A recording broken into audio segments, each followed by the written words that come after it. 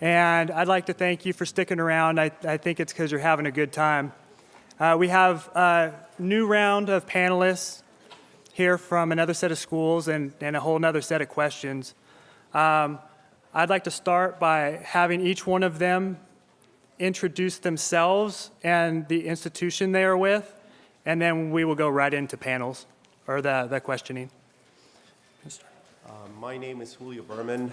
I am with the Arizona School of Dentistry and Oral Health, and I am the Assistant Dean of Academic Success. I'm also the Chair of Admissions, and I'm also an Assistant Professor teaching professionalism in dentistry. I'm Corky Cacas. I'm the Director of Penn Dental Medicine, and I've been doing it for about 18 years.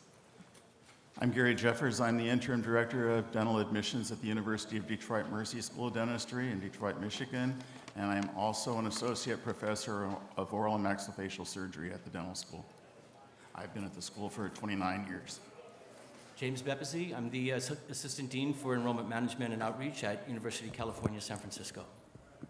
Hi, I'm Mejia. I'm the Senior Director of Admissions at New York University College of Dentistry, one of the largest dental school in the United States. I'm Pineda, the Admissions Coordinator and Counselor for the D.D.S program at the University of Southern California, Ostrow School of Dentistry. And I'm Sherman. I'm the Assistant Dean, or Director of Admissions at Case Western Reserve University in Cleveland, Ohio. Thank you. Professor Birman, the first question is for you. If I know that I want to specialize, should I bring this up in an interview? Maybe, because we're really at the early stage when you are interviewing. It's not really an important issue to discuss whether you're going to specialize or not. Perhaps it's too early in the game. So my advice is it's not really an important issue whether you discuss that or not. It is something important to keep in mind as you progress in your dental career, but it's not something that will be essential to be discussed in an interview. Would anyone else like to add to that? Yes, I will add to that. You really haven't had an opportunity to experience all that dentistry has to offer when you come into your admissions interview. And although you may have a preconceived idea of what you may want to do in your future, as far as specialization goes, that is probably going to change. How many of you have changed your majors since you started undergraduate? I did myself. And I also changed my focus on what I wanted to do after I graduated from dental school. And a lot of this is based on what your experiences are in life and where your life paths take you. And so maintain open-mindedness on that. And you'll decide later whether you want to specialize and what that might be in. At the same time, I'd like to offer that we do want to see that you've given thought to what's going to happen beyond getting into dental school and that you have explored the profession. So you want to be flexible. You want to admit that you're considering different options, but I don't think there's anything wrong with saying this is an area that you've explored or that you have interest in, but that you're open to learning more about other aspects also. What we often find is most people want to specialize in the area of the dentist that they shadowed, and so that often changes once they start doing their rotations. Right, and I say it's fine to mention that during an interview because, frankly, a lot of our students come to our school because of the potential of specializing. And we tell them, you can't make that decision right now, but what we do is we give you the opportunity to be exposed to all those specialties through your rotations at our dental school. Thank you. Dr. Mejia, this question is for you. Does studying or volunteering abroad strengthen an application? No, not necessarily. And one of the things I want to say about volunteering abroad is that we definitely want to know that you have done nothing that is unethical in terms of providing care. We want you to be exposed to dentistry. We want you to know that this is what you want to do. So that's why we require the shadowing. Going abroad and extracting teeth and doing things that you will not be doing in the United States is really unethical, and we may not even interview you. So What we want to see is that you have interpersonal skills, that you're giving, that some of you may not have the ability or the opportunity to shadow a dentist in your area because of the school you go to, but you can tutor. There are other things you can do to demonstrate that you're a caring person. So going abroad to do dentistry is not a plus. I would save that for when you're in dental school and we offer outreach programs. Thank you. Mr. Pineda, I have gained much dental experience working with my father, who is a dentist. Would it be frowned upon if I use a letter from him in my application? Yes. To be honest, we highly recommend that you also try to branch out of your own nepotism or anyone related to you, specifically, especially if it's an immediate family member. So really try to go out there and try to explore something different. And we highly recommend that overall. And so really try to get a letter recommendation from someone else that you don't really know, because each practice can be different or each clinical site can be different. Yes. And Mr. Sherman, what is rolling admissions and how does that affect my application?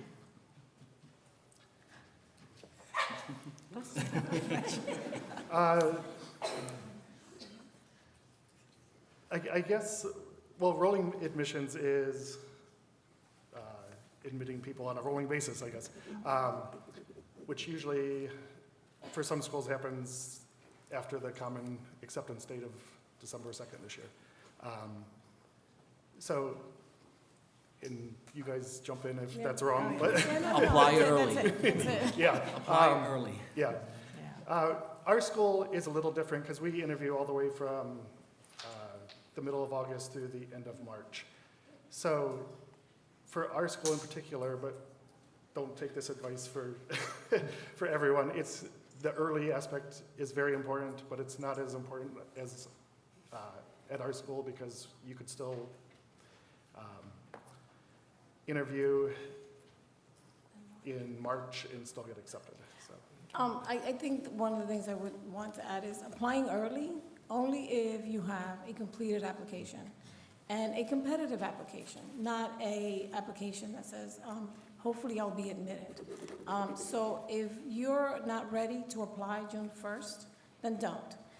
Some of us have a February 1st deadline, which would entail that we have seats available for people that are applying February 1st. Because if we're gonna shun on you for applying late, then we should not have a February 1st deadline. So rolling admissions is after December 1st is the first day that anyone can send you an admissions letter. The rest of us will continue to interview and accept applications if we have said February 1st is our deadline.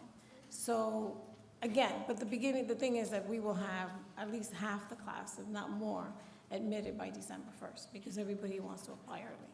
But be careful with the early application that's missing LOEs, that's missing DATs, that's missing a course that you need to be doing. So take that into consideration when applying early. Yeah, I look at it also as a process because we do look at a completed application. So if you're missing letters, we're not going to read that application. We require a supplemental of all our applicants. We won't read it until it's there. So therefore, reading and enrolling interviews, basically we start reading in the summer, we start sending out invites in August. We sort of do that on completion. Everybody's an active candidate. You're looked at in conjunction with those who applied ahead of you and before you, okay? That process goes all the way through March. We never fill our class on that first go-around. We send acceptances on a weekly basis at our school until we complete the class, and that can be March. So people always get excited that, oh, I'm gonna get all my interviews done by December 1 and I'm gonna hear from all my schools. It does not work that way, all right? Realistically, we all have different timetables, we all have different pressures, we all have different obligations to other things that are going on in our schools. So please, when you're reading on Student Doctor Network, don't get yourselves in a panic, all right? Because things change, things are looked at. And like I said, you're matched against others. It's not that, you know, we read you and forgot about you. No, you could get that invitation in January or February, and we do hold spots all the way through. So that's how we look at rolling interviews and rolling admissions. I would also add that spring grades are something very important to include in your application. Many people want to submit so early that they don't have their spring grades yet, which means that your next opportunity to add that information to your file is in December or January. And a lot of schools will have already been reviewing files and making interview invitations based upon what's in the file. So definitely wait for those. And as you can see from the different answers, if you've spoken to one dental school, you've spoken to one dental school. So if you're applying to 10 dental schools, talk to 10 dental schools and see what their policy and their advice is, because there's no guarantee that what one does, the other is going to do. Yes, we're all very different. And we get some of our strongest applications come after the end of December. Dr. Jeffers, hopefully this isn't me, but if I don't get into school this year, are my chances of getting in the following year lessened? Are they lessened? Did you say lessened? Or do I have less of a chance? No, they may be better. If you've done something to improve your application, and that's what I would hope you would do if you're going to reapply. If you submit the same application you sent the previous year, yes, it'd be lessened. But most people would do something in that year to make themselves more competitive, whether that be taking more courses to improve your GPA or studying harder to do better on the DAT or whatever. Your application is more likely to be better the next year and your chances will be improved. Yeah, and I'd say I had an applicant in the pool last year who had applied 4 times, all right? She'd been working hard and trying and doing everything, taking the advice of everyone. And on the 4th time, we did interview her after seeing that improvement over the years, and she was accepted by only my school, but others. And it wasn't because her GPA was stellar, it was because of her determination and motivation and hard work. I just want to add that don't use that as a means to be looked at. I think usually when you apply and you have to reapply is because you weren't really ready the first time. So if a school is requiring biochem and you don't have that, then you're not a complete applicant. So don't, think about the expense of this process. It is very expensive to apply. It is not easy for us to be reading and denying applications, so we want to really look for a match. So don't count on just reapplying. Use that time to really, study for the DETs, increase your academic performance, because the application process is intense. And think of who you're asking for your letters of recommendation. I'm not sure pre-health advisors want to do that 3-4 times. And an evaluation that is dated 2 years ago is meaningless because you could have done a lot in between. So, keep that in mind. We've also seen students coming out of a post-baccalaureate program or master's program in the sciences in particular to really improve their science GPA and maintain that upward trend. So usually 1 full year of coursework completed would really make a difference to make them some more competitive candidate when it comes to improving their academic.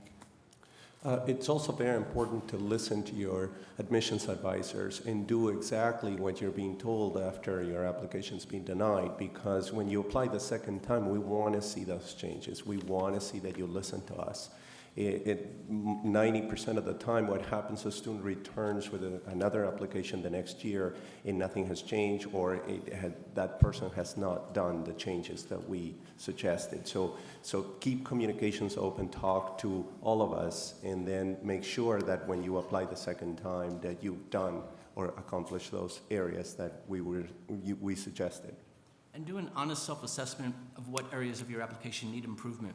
Some people have a GPA that's not the strongest, but they think that if they maybe get 1 million more hours of community service, we won't notice the GPA.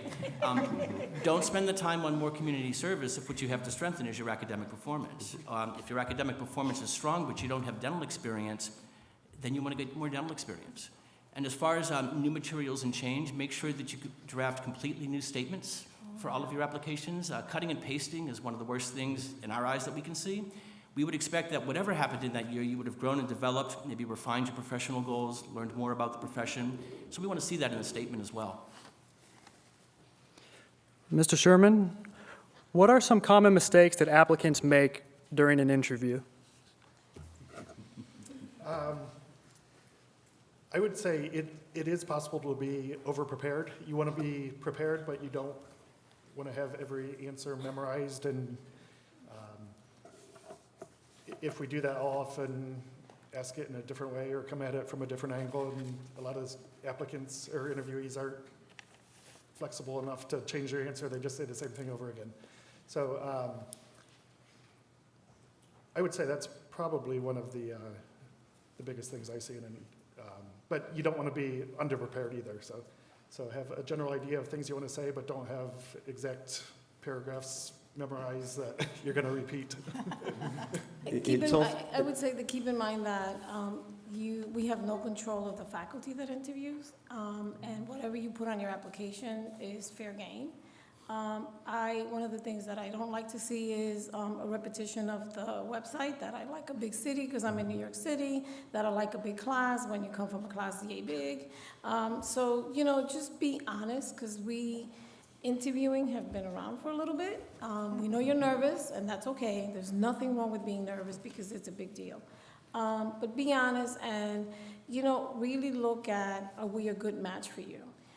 That's what we're looking for. We're looking for a good match. There's enough applicants to fill a class, but we're looking to see, do you meet our criteria? Are you curious enough to find out about our program? So maybe you'll change your mind on where you're ranking my school.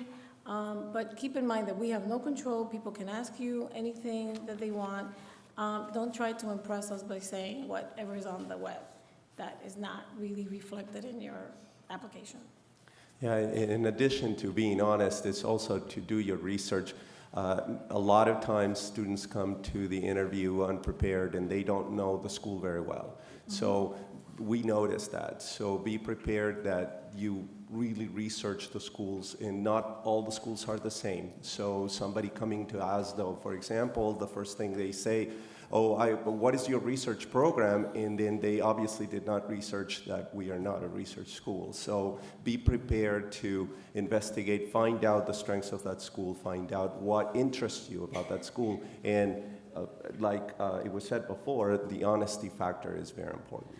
One other thing, the minute you set your foot on campus, a security guard, they know you and information comes back to us.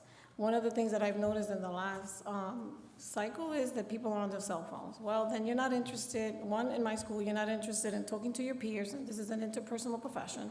So I know you want to tell everybody you've been interviewed and you're nervous, but I would put the cell phones away.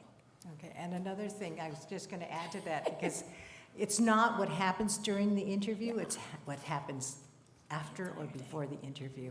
And many of us have overview sessions, and some of you are sitting there now. We know some of you flying to the east are tired because you had a late night flight or things got goofed up. But be somewhat engaged, all right? I'm very surprised. And part of the problem is that some of you are interviewing and applying at too many schools, okay? You get saturated. Maybe this is your 10th interview. If you're really, really not interested in the school, don't go. Don't use it as a practice run. Okay, because we can see that. We certainly can see that. Thank you. Mr. Pineda, how does your institution view non-traditional applicants? Well, our committee is open to a diverse pool of applicants, and it really depends on the applicant itself. It's a case-by-case situation, but to us, it doesn't matter how old the applicant is or if they've been a non-traditional or traditional student. And it's more about seeing how well-rounded and well-balanced that student has been or applicant. So there's various factors that we look at, and we look at all of our applicants equally, fairly. Mm-hmm. Yeah, we like non-traditional students as well. Not that we have a certain quota for non-traditional students, but we're looking for students to bring a breadth of experience, okay? Yes, you folks right out of college are great, and you're smart, and you've done a lot of things, but there's a lot to be said about that little bit older applicant who has that life experience, because you have to remember you're working on patients. And if you haven't had much life experience, how are you going to relate to that person in the chair? That is very, very important to us. And if we feel that you cannot relate to that person, no matter how good your application is, you might not get into our school. I just have one other thing with the definition of non-traditional. I'm not quite sure what that is defined as, because people will say, I'm 25, I'm not non-traditional, and I'm like, what does that mean? So just kind of keep in mind not labeling yourself that to kind of highlight your application, because then I'm trying to figure out what is that, and if I may not have the time to really interview you to figure that out, because that and the disadvantage piece, you self-declare yourself disadvantaged, and I'm not quite sure how that is panning out. So non-traditional, there is no quota for a non-traditional student. A diverse class is something awesome to have. Thank you. Mr. Betbeze, would an applicant with a master's degree be seen as more competitive than an applicant who has completed a post-bac program, maybe somebody who started out with lower grades? I don't think there's an automatic answer to that because, again, it's very individual. What people tend to be using that degree for is to show their academic ability. And so if they performed well in that program, if it has a schedule of classes or coursework that can provide evidence of your ability to handle the dental curriculum, it can be a competitive edge, but more or less than a post-bac, not necessarily. Some people aren't eligible to apply for a master's program because of how they performed in their undergraduate, so their only option may be a post-bac program. We're going to look at each applicant. We're not going to compare them to each other, and we're going to see what does this applicant's academic record tell us about their ability to succeed. And I think you can prove that with a post-bac program just as well as with a master's program. One thing I would add is, at least for UCSF, for a master's program, we want to make sure it's science-based, not a policy program. Don't go get an M.B.A, a master's in public health, or something like that. Those things can enhance an application, but they're not going to do well as far as saying, I can handle the dental curriculum, because their curriculums are so different. Likewise, a master's degree that's primarily focused on research, the assessment is different than someone who's going to be in didactic classes all day. We would prefer to see you in a straight science program where you show that you can handle a full load of science classes, because that first year, second year, you're in class 32 hours a week taking hard science, and we want to see that you can handle that intensity and that pacing. Research program doesn't quite show that, although again, in and of itself, it may be something that adds to an application. And don't look for an online master's course. Also, don't apply because you've been admitted to a master's program but you haven't done anything in it yet. If you're taking that as a reapplicant, wait till you've completed the program, because otherwise there's no evidence for you to show in the application. That goes back to what Dr. Mejia said about applying too early, making sure that you're ready to apply and you have the most competitive application you can present. And one of the worst things that can happen is that in a master's program, your GPA is a flat 3.0. That would be the same as an undergraduate GPA of 2.0, right? So if you're going to go that route, again, what we're looking at is that you can handle graduate science classes and do better than a B, because that would be the minimum requirement to get a master's degree. Mr. Birman, or Professor Birman, can working in a dental office constitute as dental research experience?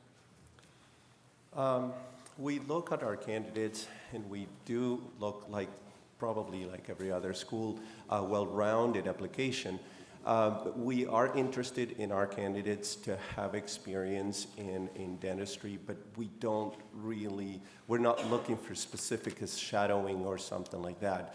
Our schools is primarily oriented in serving the underserved in service to the community. So an application that will be much stronger for our school would be one that reflects a lot of service to the community, volunteering at a Boys and Girls Club, in other elements like that. So does working in a dental office help? Yes, but it's not all we're looking for. We're looking for a well-rounded individual that has service to the community as well.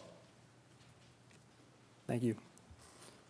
Mr. Sherman, how does the school that you attend as an undergraduate affect your application?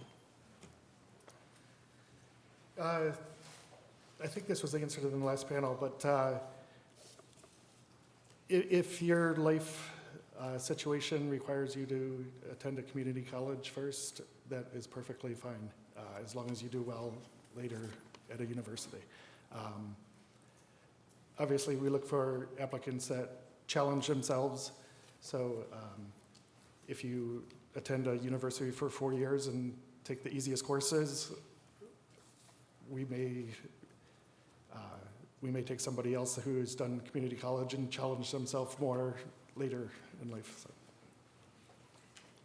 Anybody else? Yeah, I would say we're looking at the academic record. We don't rank institutions. There's no really consistent way of doing that, despite what U.S. News and World Report might tell you. We're looking at things like, what is the study load? How many units a term were you carrying? What were those units comprised of? Did you get a 4.0 by taking one science course a term for 20 years? Or did you maybe get a 3.3 taking 4 science courses a term?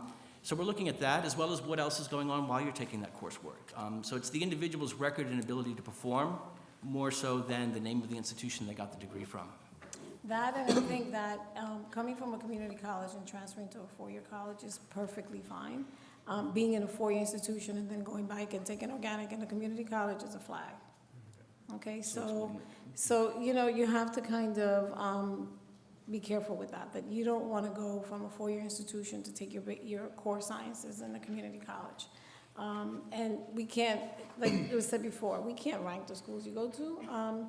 That the choice is made for different reasons. We just look at how did you do and what was your course load in that particular school. Thank you. Mr. Sherman, if I receive a question in a supplemental application that is exactly the same as the primary application, can I just copy and paste? Well, we don't have a supplemental application, so I'm going to defer to these guys, but I would say no. Absolutely not. You don't want to be redundant in your application. You have a limited amount of space to tell us who you are, and so you want to use all of that space efficiently and tell us as much about yourself as possible. Even if 2 questions seem very similar, find something else to answer the second question so that you can tell us more information. Yeah, and believe it, we really do read these applications, and we can easily tell when you cut and paste. Don't do it. Yes, and the secondary application, the purpose of it is to give you an opportunity to really demonstrate who you are toward our school. So this is where the specifics of our school come in place. So this is your opportunity to really be honest and truthful in explaining and have a compelling story about yourself. So cutting and pasting will definitely negate that. Yes, and I'll tell you that our supplement has more precedence over your personal statement in your application. Because we do have, 4 questions. One's really a sort of an update question, but the other 3 are very important. And lots of times before I even start reading an application, the rest of it, I start reading the supplemental. And, it's how you present yourself. And you'd be really surprised to see the range of questions and answers I get from that supplemental. It's from barely a sentence, okay, so that person's not really interested in my institution, to 3 pages a question. And that's a lot, and I wonder about that person. So again, be reasonable. Be reasonable in your response. Look it over. Check those typos, okay? Because you're going to be a professional, and you should present yourself as a professional. So again, speak from the heart. Speak from what you want to do and what you're trying to convey to us.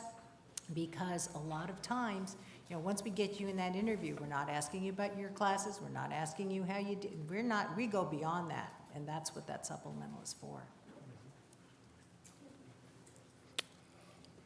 Mr. Pineda,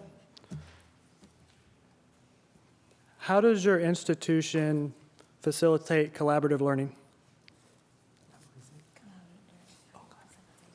Okay, great. Well, yeah, so curriculum is somewhat different or unusual, I would say, because we do have a hybrid program. We have various learning tools and methods that we use, and one in particular is called problem-based learning.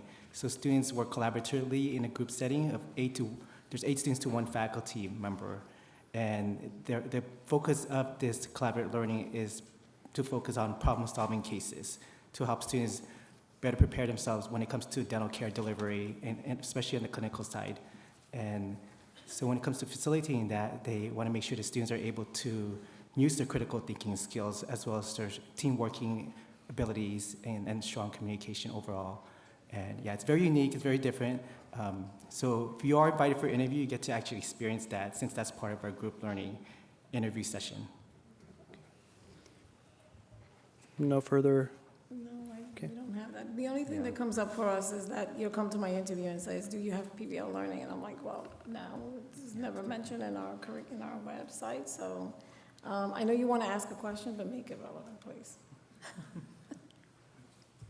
We do have a variety of learning and teaching styles in our curriculum. We use problem-based learning, we use team-based learning, we use traditional lecture.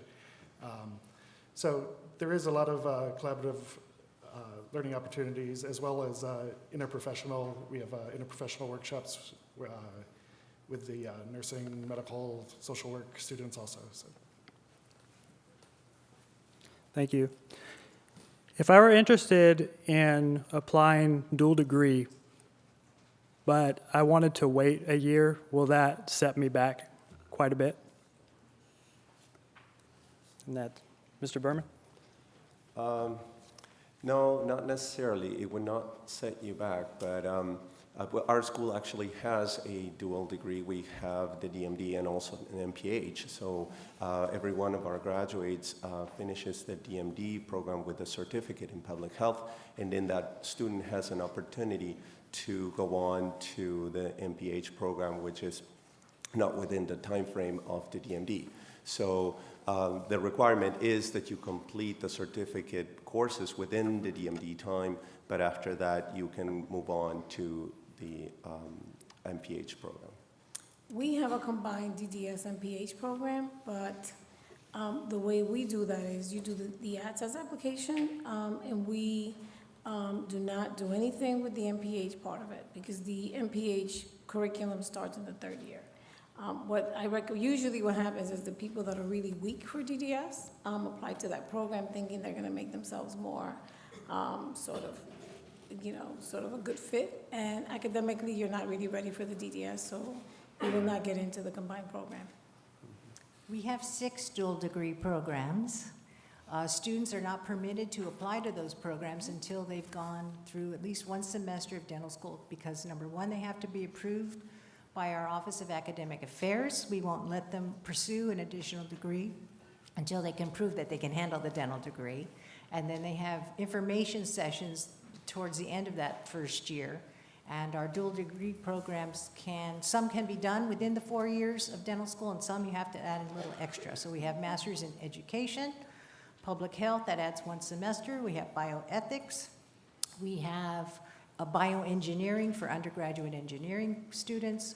We have MPH that adds 1 semester. We have added recently the MBA degree with our Wharton School, and just last year we added the law degree with our law school. We have a few more minutes. That leads us to our last question. And so would any of you like to start and give some advice for aspiring dentists? Dr. Jeffers? I will start it.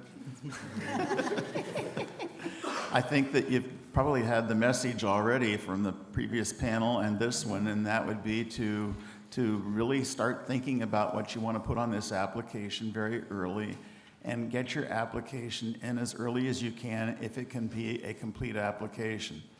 If you need further work on your GPA, or if you need to get your DAT scores up higher, then wait before you submit it. Get some of these things done first, because otherwise that application is going to come into our office and we're just going to sit on it until we do see some of those things improve. So you're not helping your chances by getting an application in early if it's incomplete or not competitive. And you should know by now whether you have a competitive application. You have the official guide on the dental schools, and every school is in there, and it tells you what they are specifically looking for their class. Look at this publication. It'll help you prepare and determine what schools you want to apply to. So that's my advice. My advice is know that this is something you really want to do, and that you are not being pressured by others, such as your family, all right, because we can see that too. It happens. Take that time to learn about it. I don't mind that you take a gap year or 2, but do something to learn about it. Because we've seen, well, in the past, we've seen people drop or not be motivated in dental school because they said, this is not really what I wanted to do. And that's a really expensive mistake to make, because it is costly, no matter what school you're going to. So take that time. Don't be in a rush. And I always encourage a gap year or 2. Really flesh it out. Is this really something you want to do? And sometimes, just shadowing for 100 hours, that's not going to do it. Sometimes you really, really have to dig deep. Yeah, I just wanted to add to that, that you are going into a doctoral program of 4 years, and it's very important that you are really sure that this is what you want to do. Dental school is difficult no matter which one of these schools you're going to. So be sure that you're going with a clear mind, and that in each one of these applications that you really show us what's in your heart, what is driving your desire for dentistry. You have to be able to very clearly articulate your motivation for the profession. If you have perfect test scores and perfect GPA, but we read your essay and where you're like, well, but I don't know why this person wants to be a dentist, your application's not going to go very far in the process. So be sure that you can articulate your motivation as well as your passion and your enthusiasm for the profession. Those qualities become extremely important. We have so many qualified applicants who meet the cognitive measures. We have to look at the other characteristics, the interpersonal characteristics, the match for the school, the match for the profession. And so if that's not there, you could have a 4.0 and straight 30s on the DAT, but we're not going to interview you. Right. I think one thing to also keep in mind is that a lot of you come into college as pre-meds because that's what you sort of were exposed to in high school. But it is an issue when you've applied to medical school and then now you're applying to dental school. And my question is, well, why not reapply to medical school? Or I'm applying to dental school in optometry and some other kind of profession, and then I'm confused. What do you want to do? Dentistry, ophthalmology, what is it? I think you need to know that before you apply. Because again, this is healthcare. You may choose to do dental school and teach or do research, but the bottom line is that this is healthcare. And we want people that are interested in providing that in dentistry. Highly advised to maybe keep your options open instead of just focusing on one school. I mean, maybe apply to 10 school or as many as you can, because you never know. Because as you know, admission is not guaranteed anywhere at any school. So really go out there and get as much information, contact advisors, prospective students, and see maybe there is another school out there that may be a good fit for you as well. And if any school is willing to give you an opportunity, especially that's the only one school that you got accepted to, really think about it and think hard, especially if you want to start your dental education or career, instead of reapplying to dental school over and over. Okay. Yeah, I think they've said it all, but it all comes down to being prepared. Make sure you've done your homework and make sure that dentistry is what you want to do, and do your homework about the schools. Don't apply to schools that if you were accepted to, you wouldn't go to. So find out about each school that you're interested in, whether it's a fit. If it is a fit, apply. If it's not, don't apply. So. I just want to remind people that the D.D.S organization is hosting a virtual fair, and not all the schools participate, but I think there was 37 or something like that participated last year. I know we say visit dental schools, but sometimes that is physically and financially impossible. So if you go to www.godental.org, they will sort of give you the date. It's sometime in April, and it gives you an opportunity to chat with whatever schools are participating, so that you can make a better decision. Thank you. Would everyone give our panelists a round of applause?